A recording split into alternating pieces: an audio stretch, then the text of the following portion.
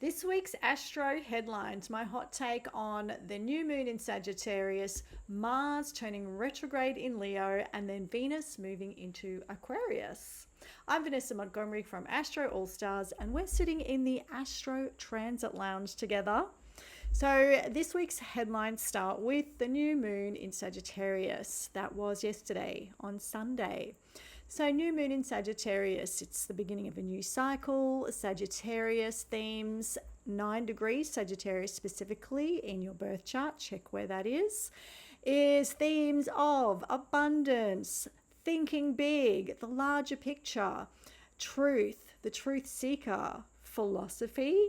It's very idealistic and it's very optimistic. So where's 9 degrees in your birth chart? Set your positive intentions for growth there. This is a really friending sign. So get with your centaur gang in this area of your chart. I think it's very interesting. All the memes were memeing last week with the premiere of Wicked. And of course, the two lead actresses, Ariana Grande and Cynthia Erivo, playing the Elphaba. So they did their press tour, really showing how much they were supporting each other, the friendship they made, the work-wifing each other, basically, that professional collaboration. And I think it's also interesting that Venus has been in Capricorn over this period as well. So there we are, making friends that are in a professional sense. And they did say that they were aware of how women can be pitted against each other, so they went that extra step to really show and make sure that that can't happen, and show that friendship and that they do support each other. It was one of the priorities of the press tour, which was so fantastic to see. And what they were doing was modeling how it's done. They're showing how it's done. Fantastic, gorgeous. And their synastry together is quite interesting too, but we won't go into it. So this new moon in Sagittarius, set your intentions for the full moon in Sagittarius in 6 months. So the harvest, the full light reveal, and then wrapping it up in 1 year when the next new moon in Sagittarius happens. So this had two major aspect sets to it. There was a T-square, which is very tense and challenging, and then there was a grand fire trine. So let's start with the challenge. So it was opposite its ruling planet of Jupiter, which is currently in fall, or in detriment, I should say, in Gemini. So this is a highly mutable combo, lots of ideas, lots of perhaps splitting, very scattered. Where's the truth? Trying to pin something down. It's also, trying to bite off more than you can chew. However, I've heard a lot of successful people say if they knew what they were getting into, they never would have done it in the first place. So that can be a good thing. It can be a good thing. So take that leap of faith, but do your due diligence, because at the peak of this, the apex of this T-square, as it's called, a very challenging combo, two squares in an opposition, is Saturn in Pisces. Saturn is checks and balances. Saturn serves the reality check.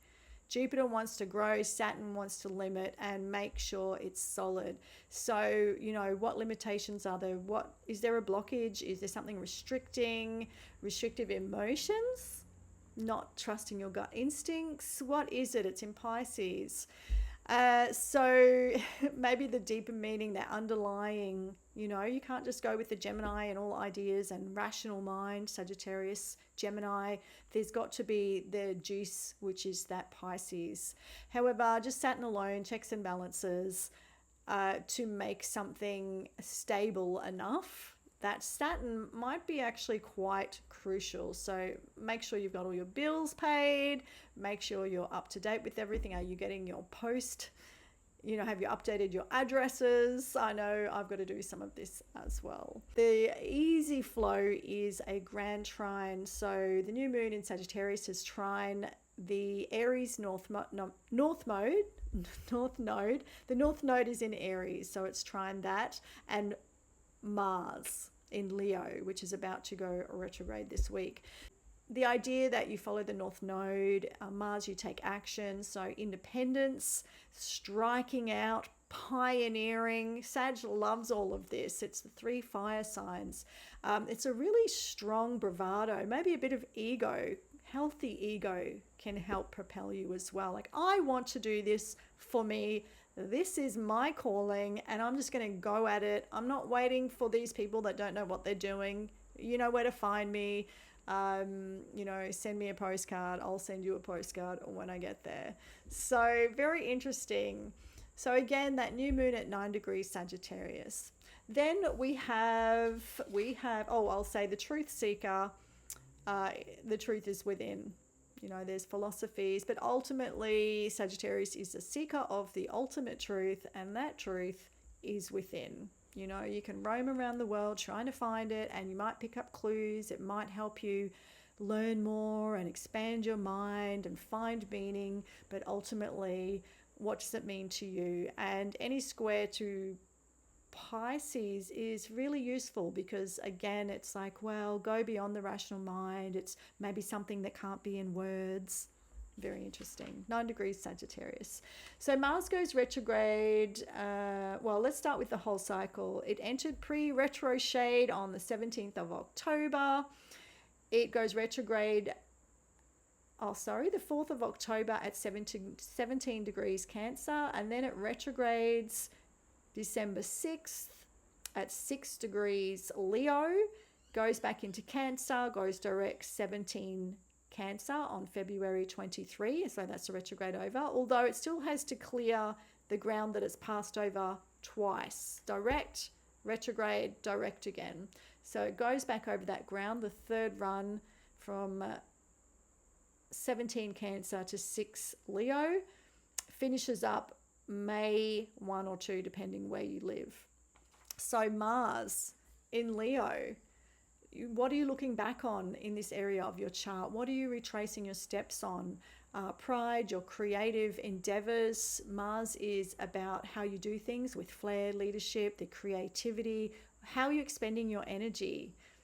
How are you directing your energy? It goes back to perhaps feeling, family, sense of acting to protect your family, acting on your emotions. So maybe bringing that emotional force with you into then Leo, which is putting it into some beautiful creative dramatic flair, some sort of creative outlet. What might that be for you? This is going to be an interesting retrograde. Mars only retrogrades every second year, and it's quite a long retrograde. So really the actual retrograde is December 6, 7 to February 23, but the whole cycle here is October 4 to May next year, 1 or 2. It's long. And then we have Venus. So third thing for the week, going into quirky Aquarius, Saturday, the 4th of December to January 2nd. So Venus in Aquarius, Venus, what we love, how we relate, what we're attracted to, how we flirt. In Aquarius, it's kind of detached and distant. It's not personal, it's impersonal. It's idealistic. It's about the group, what's going on in society. It's a very friendly, but yes, a detached sign. Aquarians, you're going to have a conjunct transit over your sun. If you've got Venus in Aquarius, happy Venus return. Aquarius rising, you're going to have Venus go over your ascendant, the charm, the grace, the beauty. And you'll just be so irresistible, no matter who you are. There is a beauty I have noticed, like the goddess descends. And of course, this is not gendered, but I have to say there is a real beauty, and we are taught to project beauty onto women to carry that beauty. So it is like that. We see it as a feminine thing, but actually it's just beauty, right? So everyone's that little bit more beautiful and charming that's receiving those transits. So enjoy, stay cosmic, and have a brilliant week.